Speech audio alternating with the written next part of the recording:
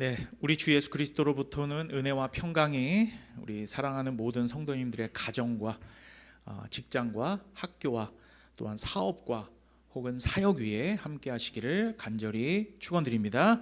자, 오늘은 마태복음 20장 1절에서 16절까지 말씀을 가지고 계산될 수 없는 은혜라는 제목으로 함께 은혜를 나누도록 하겠습니다. 여러분 혹시 많이 추우신가요? 아직은 좀 추우시죠? 네, 혹시나 이 히터가 좀 뜨겁거나 그러시면 저한테 이렇게 눈짓을 주십시오. 제가 저기 리모컨이 있어가지고 계속 켜놓겠습니다. 자, 먼저 우리가 지난주에 마태복음 19장 마지막 구절 27절에서 먼저 된 자 나중되고 나중된 자 먼저 된다라는 말씀을 살폈던 것을 기억하실 것입니다. 본문에 등장했던 이 부자 청년은 자신의 율법 순종의 공로를 예수님으로부터 인정받기를 원했죠. 그죠? 그러니까 자기가 먼저 된 자인 줄 알았던 겁니다. 나는 지금 율법도 잘 지키고 있고, 그러니까 내가 무엇이 더 부족합니까? 그러니까 이 청년이 예수님께 듣고자 했던 말은 너 너무 잘하고 있다. 너는 먼저 된 자다. 이 말을 듣기를 원했던 것 같습니다. 그런데 중심을 꿰뚫어 보시는 우리 주님께서는 이 청년이 여전히 마음 가운데 버리지 않는 것이 있는데 그게 바로 자기 소유에 대한 주인의식이었다라는 거죠. 한마디로 내 건 내 거다라는 겁니다. 이제 그걸 폭로하고 드러내신 거죠. 이제 그것을 버려야 예수님의 제자가 될 텐데 그 마음을 버리지 못해 근심하다가 주님을 떠났습니다. 그러니까 먼저 된 자인 줄 알고 왔는데 알고 봤더니 나중된 자였던 거죠. 그죠? 그러니까 하나님 나라에 들어가지 못하는 부자로 드러난 것입니다. 하지만 반대로 나중된 자들인 줄 알았는데 먼저 된 자들도 있었죠. 그것은 바로 자기 재산마저 모두 주님의 것으로 돌려드리는 심령이 가난한 자들. 제가 성경적 예로는 욥과 같은 자들, 그죠? 우리는 확인하였습니다. 그것이 또한 당시에 예수님의 제자들도 그랬죠. 자기의 것을 버리고 따랐잖아요. 자, 이제 오늘 본문도요. 지난주 본문 먼저 된 자 나중되고 나중된 자 먼저 된다라는 이 명제의 연장으로 보시면 되겠습니다. 오늘 본문도 이 기조를 그대로 따라가는 겁니다. 그러니까 되게 중요한 건 우리는 경쟁과 거래의 세계에 살지만 하나님의 나라는 그런 거래나 그죠? 그런 어떤 주고받는 기브 앤 테이크의 그런 세계가 아니고 은혜의 세계인 겁니다. 은혜의 세계. 이 은혜의 세계에서는 공로의 경중이나 아니면 순서의 앞뒤, 누가 먼저 오고 늦게 오고 내가 높고 낮고 이런 것들이 전혀 인정되지 않는다라고 하는 뉘앙스가 오늘 본문에서도 계속된다라는 것을 이제 확인하게 될 것입니다. 자, 오늘 본문 내용 보겠습니다. 오늘 본문은 이제 천국을 설명하시는 포도원 주인과 일꾼들의 비유입니다. 자, 먼저 한 집안의 주인이 등장해요. 이제 포도원도 소유하고 있고 한 큰 가문을 아마 소유하고 있는 주인일 것입니다. 이 사람이 이제 하나님이시겠죠, 아버지시겠죠, 그죠? 자, 이 주인이 이제 포도원 일꾼들을 좀 쓰려고 인력 시장에 나간 겁니다. 시장에 나갔어요. 여러분 당시에 일당은 한 데나리온으로 설정이 되어 있었습니다. 지금 현재 가치론 대략 한 10만 원, 15만 원, 많게는 한 20만 원 정도가 되겠죠. 일반 서민들이 하루를 먹고 살기에 풍족한 금액입니다. 여러분 한 20만 원 있으면 하루 3끼 못 먹습니까? 그죠? 충분히 먹을 수 있죠. 넘치죠. 그죠? 자, 그리고 이 처음 인력 시장에 나온 사람들은 아침 일찍이라고 했으니까 아마 오전 7시쯤으로 여겨집니다. 자, 이제 주인은 이 첫 번째 나온 이른 아침에 나온 이 일꾼들을 데리고 이제 포도원으로 들여 일을 시킵니다. 그리고 한 데나리온을 주기로 했죠. 이제 그 다음에 인력 시장에 또 나가서 보니까 아침 9시에 나온 사람들이 있는 거예요. 그러니까 제 3시라고 했지만 이게 이제 오늘날의 시간으로 보면 6시간을 뒤로 가시면 돼요. 제 아침 9시인 겁니다. 그래서 아침 9시에 나가봤더니 그 일꾼들이 또 놀고 있는 거예요. 그래서 이 사람들도 이제 불러서 포도원으로 들여보냅니다. 정오에도 보니까 정오에도 나와 있는 거예요. 이 사람들도 드리고, 오후 3시에 나가 보니까 그래도 또 있는 거예요. 이 사람들도 드리고, 심지어는 오후 5시에 서성거리고 있는 사람들이 있는 겁니다. 그 빈둥빈둥 불러주는 사람도 없어가지고 그냥 처량하게 놀고 있는 거예요. 그러니까 이 주인이 5시에도 이 일꾼들을 불러서 드리는 거예요. 퇴근 시간이 6시인데요. 5시에도 불러서 드립니다.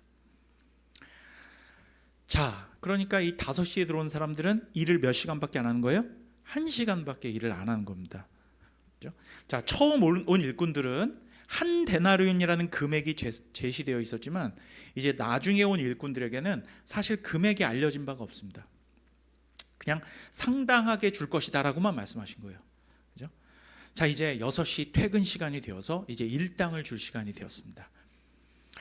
9절에 보니까요, 가장 늦게 온 오후 5시 타임 일꾼들에게 가장 먼저 일당을 주는 겁니다. 여러분, 게다가 이들에게 아침 7시에 온 일꾼들에게 약속된 한 데나리온을 똑같이 주는 거예요. 그죠? 그래서 한 데나리온을 딱 줬어요. 그거를 받는 거를 7시에 온 사람들이 이제 딱 봤을 때는 어떤 생각을 가졌겠습니까? 아, 한 시간밖에 일 안 한 사람을 한 데나리온을 줬으니 나는 몇 데나리온을 받을까라고 생각했겠죠. 그러니까 처음에 먼저 이제 받을 한 데나리온, 보니까 야, 한 데나리온을 줘. 야, 그러면 나는 한 5데나리온은 받지 않을까? 7시에 왔으니까 이 생각을 하지 않았을까요? 그런데 집주인이 7시에 온 사람에게도 똑같이 한 데나리온을 주는 겁니다. 자, 여기에서 이제 갑자기 이제 수가 확 틀리는 거예요. 처음에 왔던 그 아침 7시 타임 일꾼들이, 아니 집주인이시여, 아니 이 사람들은 1시간밖에 일을 안 했고 우리는 아침부터 와서 떼약볕에 열심히 일을 한다고 했는데 어떻게 같은 일당을 주십니까? 이렇게 항변을 하는 거예요. 그런데 이제 이 집주인이 말합니다. 당신들과 내가 처음에 일당 계약서를 쓸 때 뭐였죠? 한 데나리온을 주기로 약속하지 않았냐? 그죠? 늦게 온 사람한테 너희들보다 덜 줘야 된다라고 하는 법칙이 있느냐? 그런 규정이 있느냐? 혹은 이 사람들에게 돈을 덜 주고 너희들한테 돈을 더 줘야 된다는 법이 있느냐? 그죠? 나는 너희들한테 약속한 만큼을 지불했고 늦게 온 사람들에게 내가 선의를 베푼 것인데 오히려 내가 악한 사람이 되어버렸네? 이렇게 말하는 거예요. 내 것을 내가 마음대로 할 권한이 없는 것이냐라고 묻는 것이죠. 자, 여러분, 아침 7시에 왔던 일꾼들이 불만을 가졌던 핵심 사항은 뭘까요? 핵심 포인트는 공평하지 않다라는 거죠. 그러니까 자기들 생각에는 지금 형평성에 어긋나다라는 생각을 하고 있는 거예요. 그죠? 아니, 자기들이 더 일하고 고생한 것에 대한 대가가 모자라지 않느냐라는 겁니다. 그런데 여러분, 한번 생각해 봅시다. 정말 그러합니까? 정말 그래요? 하지만 아니죠. 왜냐하면 이들은 약속이 있었고 그 약속한 은혜를 받은 거예요. 약속한 은혜를 받은 거예요. 그죠? 예를 들어서 아브라함이, 우리가 지금 아브라함보다 대략 한 4,000년 정도 이후에 태어났어요. 그죠? 그러면 아브라함이 먼저 믿었으니까 아브라함에게는 우리보다 더 큰 상을 받아야 되는 겁니까? 그러니까 이런 논리인 거죠. 그죠? 그러니까 이들은 이미 약속된 어떤 은혜가 있었고 그 은혜를 그냥 받은 거예요. 그죠? 그러니까 먼저 온 사람들이건 늦게 온 사람들이건 모두 한 데나리온을 받은 겁니다. 금액은 차이가 없었어요. 천국이 이와 같다라는 겁니다. 천국이 이와 같다라는 거예요. 그러니까 이 말씀을 해석하면 한 데나리온은 하나님 나라에 속한 모든 자들이 받는 궁극적인 구원이에요. 그것은 차등이 있으니까 없습니까? 차등이 없는 거예요. 그러니까 한 데나리온이라는 가치를 그냥 그 당시에 하루 일당으로 보지 말고 영원한 생명이라는 가치로 보면 이해가 쉬워요. 사실 모든 일꾼들에게는 한 데나리온, 즉 영원한 생명 그리고 구원, 그 이상의 것이 필요합니까? 사실 그 이상의 게 필요가 없어요. 아니 영원한 생명 이상의 것이 뭐가 있는데요 도대체 여러분. 그렇지 않습니까? 그 당시에도 마찬가지입니다. 한 데나리온이면 아까 제가 한 데나리온은 하루를 먹고 살기에 충분한 금액이라고 말씀드렸죠. 자, 이렇게 생각을 해보시죠. 저도 이제 영양제를 먹고 있습니다. 저도 40이 넘어가면서 영양제를 꾸준히 먹고 있는데 여러분 영양제가 아무리 좋다고 해서 밥처럼 막 많이 먹으면 여러분 그게 효과가 있습니까? 아니죠. 오메가3가 좋다고 해서 오메가3 10알씩 먹어보세요. 그게 몸에 좋습니까? 오히려 속을 버리는 결과로 이어지는 거예요. 영양제는 그 딱 하루에 필요한 적당 양이라는 게 있는 거예요. 그렇지 않습니까? 알맞은 복용이 있는 거죠. 그 이상은 필요가 없을 뿐더러 오히려 해가 되는 겁니다. 이러한 개념은요, 출애굽 광야 백성들에게 만나를 주신 것에서도 볼 수가 있어요. 출애굽기 한번 찾아볼게요. 자, 출애굽기 16장 16절에서 20절 보시죠. 함께 읽겠습니다. 요즘 제가 목이 좀 아파가지고. 자, 함께 읽겠습니다. 시작. 여호와께서 이같이 명령하시기를 너희 각 사람은 먹을 만큼만 이것을 거둘지니 곧 너희 사람 수요대로 한 사람의 한 오멜씩 거두되 각 사람이 그의 장막에 있는 자들 위하여 거둘지니라 하셨느니라. 이스라엘 자손이 그같이 하였더니 그 거둔 것이 많기도 하고 적기도 하나 오멜로 되어 본즉 많이 거둔 자도 남음이 없고 적게 거둔 자도 부족함이 없이 각 사람은 먹을 만큼만 거두었더라. 모세가 그들에게 이르되 아무든지 아침까지 그것을 남겨두지 말라 하였으나 그들이 모세에게 순종하지 아니하고 덜어는 아침까지 두었더니 벌레가 생기고 냄새가 난지라 모세가 그들에게 노하니라. 만나라는 것은 딱 그날만큼의 분량만 있으면 되는 거예요. 여러분 왜 그런지 아십니까? 왜 그럴까요? 다음 날까지 왜 저장하지 말라고 하셨을까요? 하나님께서 내일은 공급 안 해주실까요? 하나님께서 알아서 계속 공급해 주실 것이기 때문이에요. 사람이라는 건 있잖아요. 그 공급해 주시는 하나님을 보지 않고 그 만나를 봐요. 그죠?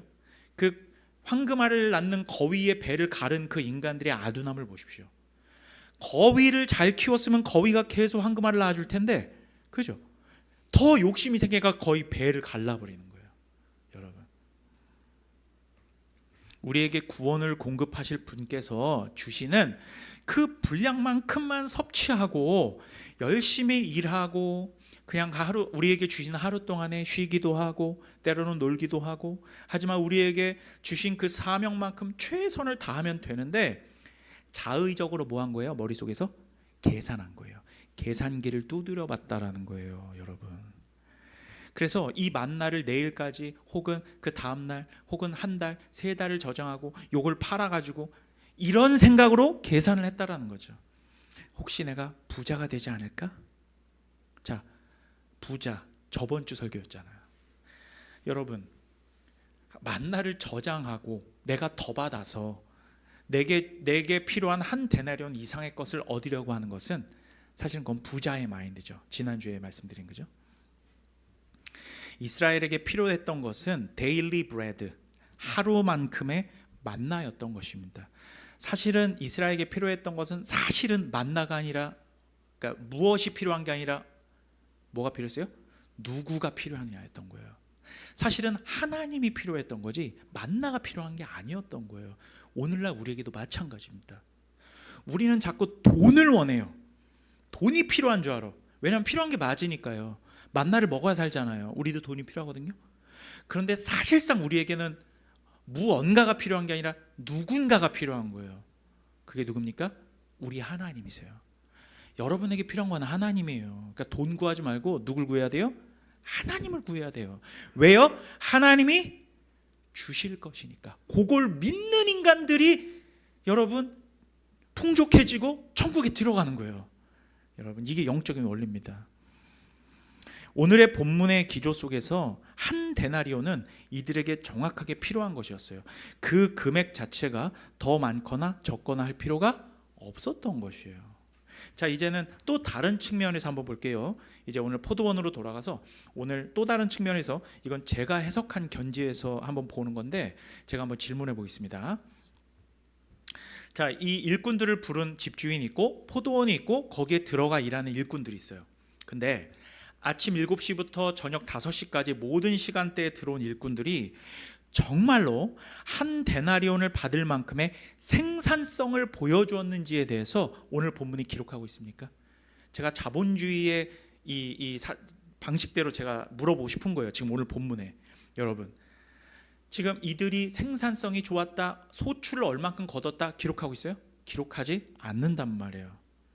만약에요, 먼저 온 사람들의 생산성이 늦게 온 일꾼들보다 더 높았다는 말이라도 있었으면 혹시나 그 형평성의 문제, 그러니까 7시에 온 사람들이 불공평하지 않냐 라는 문제를 제기할 건덕지가 있을지 모르겠어요.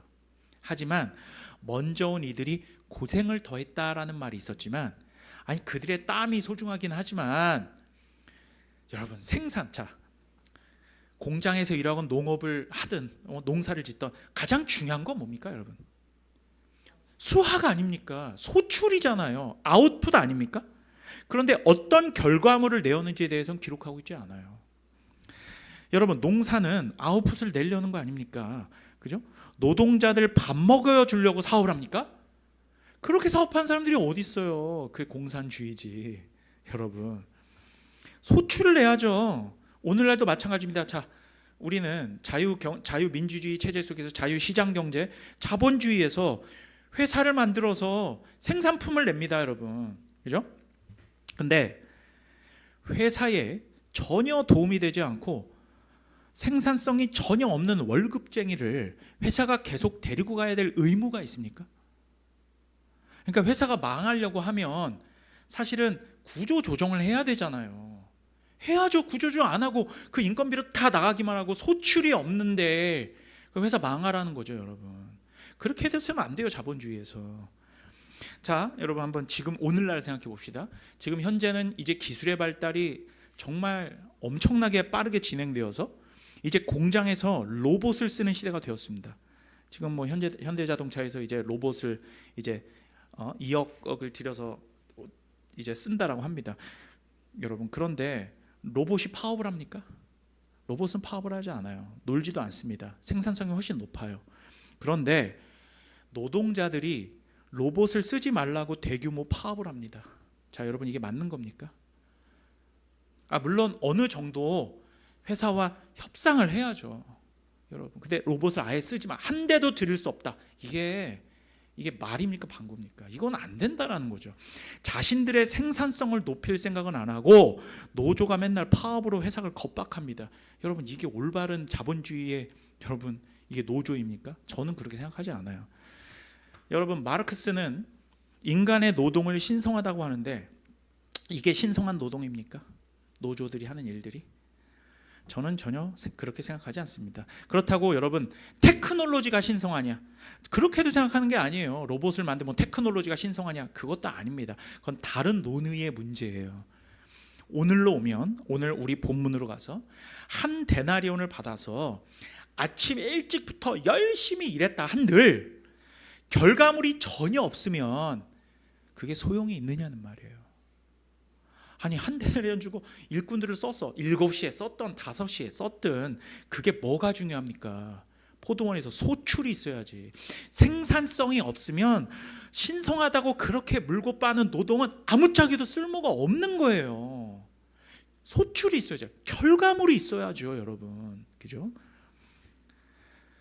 생산성이 없으면 노동은 가치가 없다. 하지만 우리가 주목해 보아야 할 것은 오늘 본문의 포도원집 주인은요, 이제 주인을 봅시다. 그죠? 이 주인은요, 이들의 생산성 자체에 대해서 이런 반구 말하고 있지 않다는 데 있습니다. 일을 잘했느냐 못했느냐, 소출을 거뒀느냐 못 거뒀느냐, 한마디로 이들이 일을 잘하건 못하건 생산성이 높았건 뭐 소출 얼마 거뒀건 간에 전혀 말하고 있지 않다라는 데 있어요. 이런 부르주아가 어디 있습니까? 그죠? 이런 포도원 주인이 어디 있어요? 집주인은 이들을 일꾼으로 불렀지만 포도원 소출에 대한 책임을 이들에게 돌리지 않았습니다. 여러분, 만약에 우리가 사업을 합니다. 내 사업장에 알바를 써요. 음식점이라고 합시다. 음식점을 하는데 거기에 2명의 알바생을 씁니다. 그런데 어떤 친구는 똘똘하게 일을 잘해서 3타임밖에 안 해요. 3시간밖에 일을 안 하는데 이 친구가 알바를 할 때는 매출이 높아요. 왜냐하면 일을 너무 잘해. 똘똘하게 해가지고 손님들한테 삭삭하게 하고, 그러니까 손님들이 자꾸 더 와. 이 친구 일할 때 너무 서비스도 좋고 일 잘한다고 너무 좋아요. 그런데 또 한 친구는 9타임을 일하는 친구가 있는데 이 친구가 일할 때는 맨날 사고 고치고 실수가 잦고, 그리고 손님들이 클레임을 해. 불친절하다고. 자, 그러면 3타임 일한 친구에게도 10만 원을 주고 9타임을 일한 친구에게도 10만 원을 똑같이 준다라고 해서 9타임 일한 친구가 회사 입장에서, 이 사업장 입장에서 여러분 돈을 더 줘야 됩니까? 9시간 일했다고? 아니죠. 그렇잖아요. 능력에 따라서 더 주면 사실 3타임 일하고 매출을 더 올린 사람에게 일을 더 주지 않겠습니까? 자, 여기까지는 제가 생산성의 견지에서 이제 오늘 본문을 본 겁니다. 생산성에 대해서. 그렇다면 이제 오늘 본문 아침 7시에 온 일꾼들을 봅시다. 이제 그들의 입장에서, 그렇다면 이제 생산성의 견지에서 형평성의 문제를 제기할 수 있습니까? 없습니까? 내가 먼저 왔다라고 해도 전혀 없는 거예요. 오히려 이들의 생산성과 상관없이 우리가 주목해야 봐야 할 것은, 이들의 생산성과 상관없이 필요한 만큼의 구원을 베풀어 주신 주인에게 감사해야 되는 거 아니에요? 내가 7시에 왔다고 땡깡을 피우고 돈 더 달라고, 그런데 니네들이 포도원에서 지금 소출을 얼마나 거는지 묻지도 따지도 않고, 포도원에서 일해가지고 아무리 때 앞에서 일했다고 한들 아프시 없는데, 사실상 한 데나리온도 주지 말아야지. 그러면은 소출이 없는데. 하지만 이런 방법 말하지 않고 똑같이 그들에게 한 데나리온을 주신 주인에게 감사해야 하지 않겠습니까? 여러분,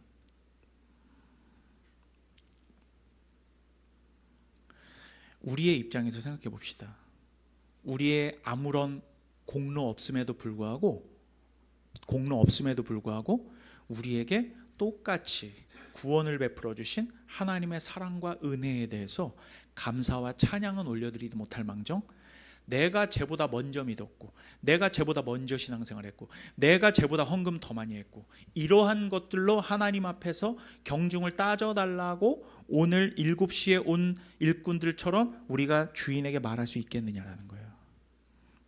그죠? 여러분, 그래서 이제 오늘 본문을 통해 우리가 알게 된 절대적인 명제가 한 가지 있습니다. 그건 뭐냐면, 하나님 나라에서는, 그러니까 천국에서는 우리의 일함, 우리의 수고, 우리의 노동의 가치, 그리고 우리의 생산성 자체는 힘을 보태요, 안 보태요? 아무런 공로가 없는 거예요. 여러분, 한마디로 천국 가는데 내 능력은 쓸모가 있어요, 없어요? 아무 쓸모가 없는 겁니다. 그러면 여러분, 이 공로가 없음에 내 힘으로는 진짜 하나님 나라의 벽돌 한 장 쌓지 못하는 데에 있긴 한데, 그렇다고 여러분 오해하지 마십시오. 우리가 부르심을 받고 예배하고 봉사하며 하나님 나라를 위해 애쓰는 이 사역과 동역이, 헌신이 무가치하다는 말을 하는 건 아니에요. 자, 하나님께서는 일을 잘하고 못하고의 생산성으로 우리를 판단하지 않으신다라는 겁니다. 하나님이 보시는 것은 생산성이 아니라 순종 그 자체에 있어요. 순종에 있어요. 하나님은 한 번도 네가 왜 이렇게 해서 요만큼 소출밖에 못 거뒀어?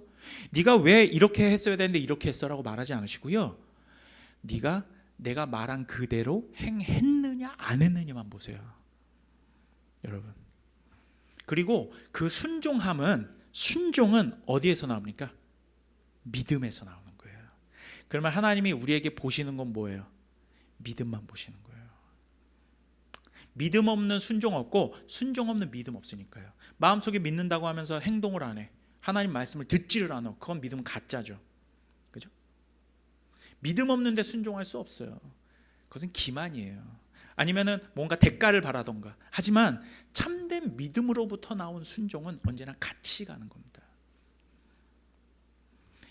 그것이 히브리서의 증언이에요. 우리 히브리서 한번 찾아볼까요? 히브리서 11장 6절입니다.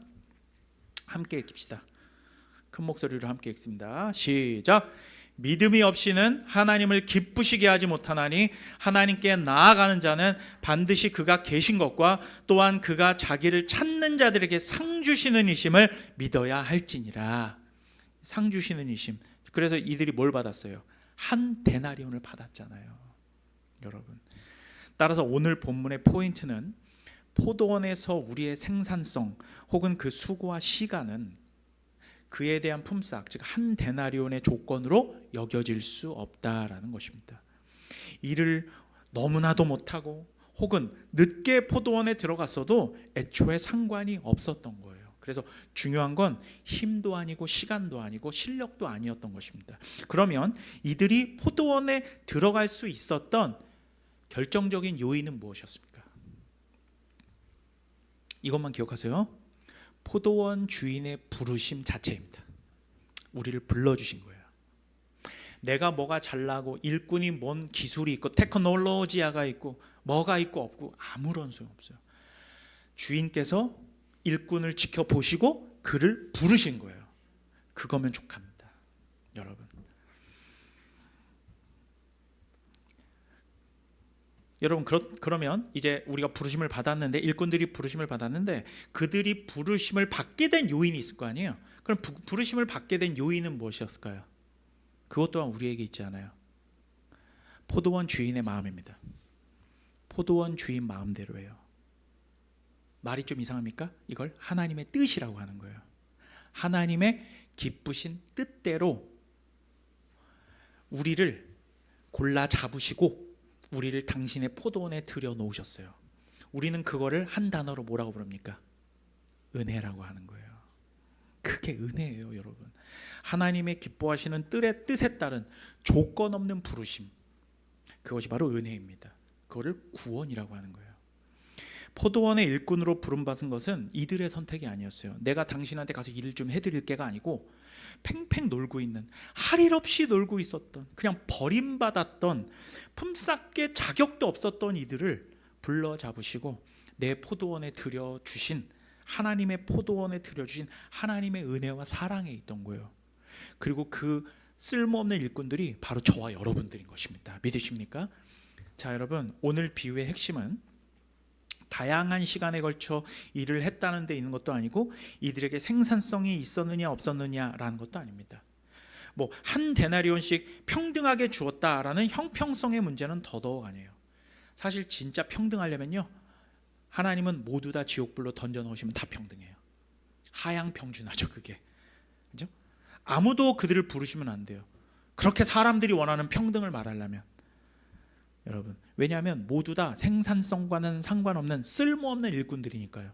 그 어떤 인간이 내가 천국의 보탬이 될 거라고 이 세상 살아가는 모든 사람들, 그 누구라도, 여러분, 일론 머스크든 도널드 트럼프든 누가 됐든 간에 아무도 천국에는 벽돌 한 장 쌓을 수가 없는 거예요. 여러분, 그럼에도 불구하고 불러주신 그 하나님의 부르심 그 자체, 그게 우리를 살리는 겁니다. 사람들은 그래서 은혜를 머릿속으로 계산하려고 합니다. 하지만 은혜는 절대 계산되어지지 않고 이해될 수 없는 거예요. 수학 공식처럼 복잡한 수학 공식으로도 들어맞지 않습니다.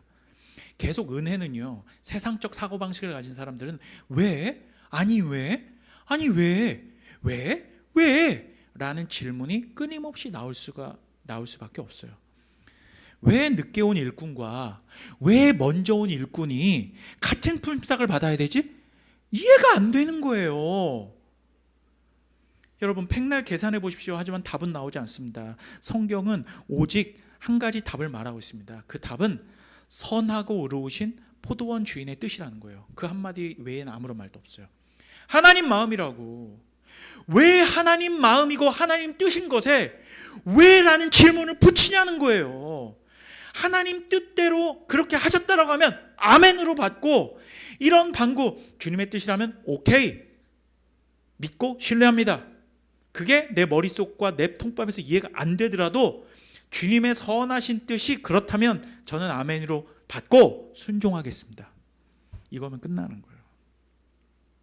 왜 자꾸 공평과 형평성의 문제를 제기합니까? 여러분, 그렇게 하려면 해도 돼요. 하지만 아무런 유익이 없습니다.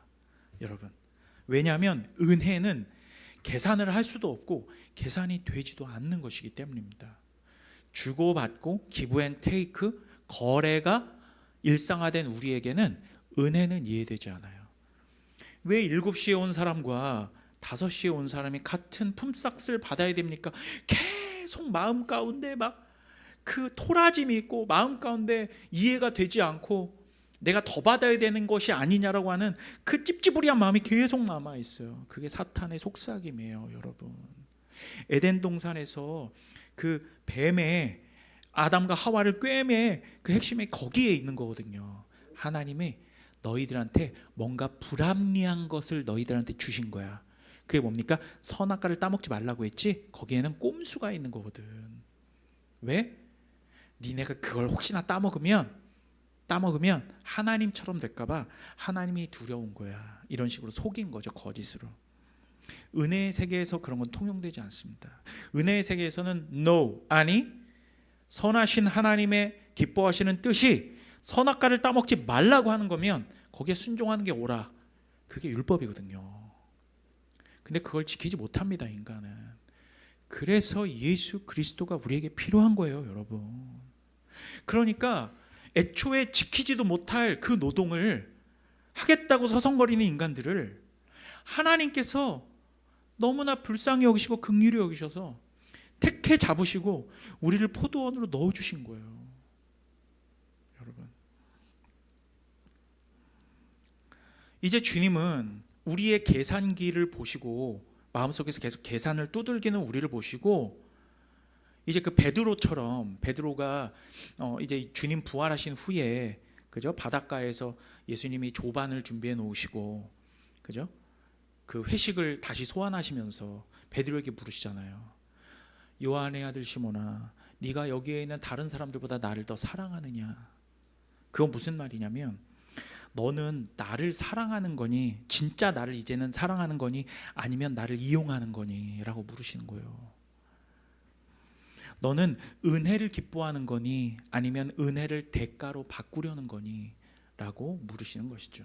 우리의 신앙과 삶에서 드러난 공로를 하나님 나라에 대한 청구서로 내미는 순간 천국문이 열리는 게 아니라 지옥문이 열린다는 것을 꼭 기억하십시오. 천국은 은혜의 나라예요.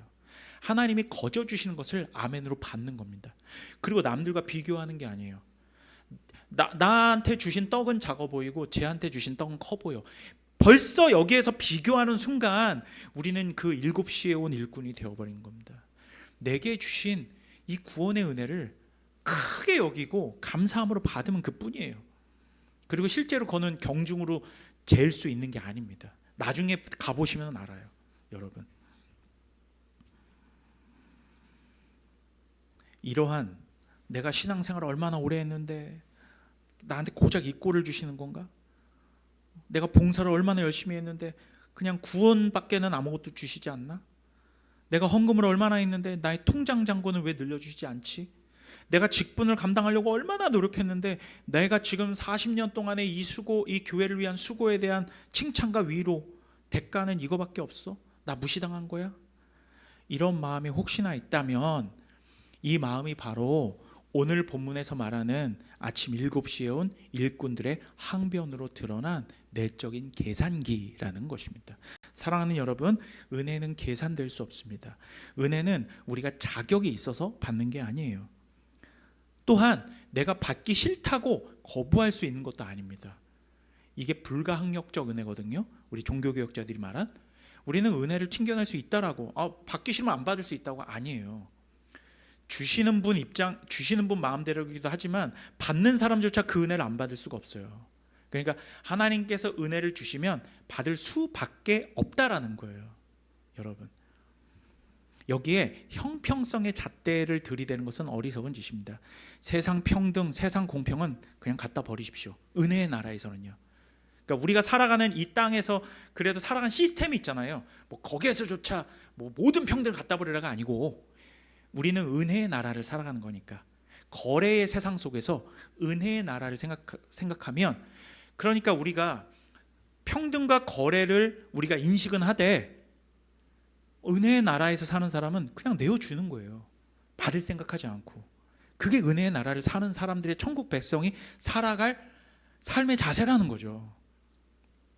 여러분,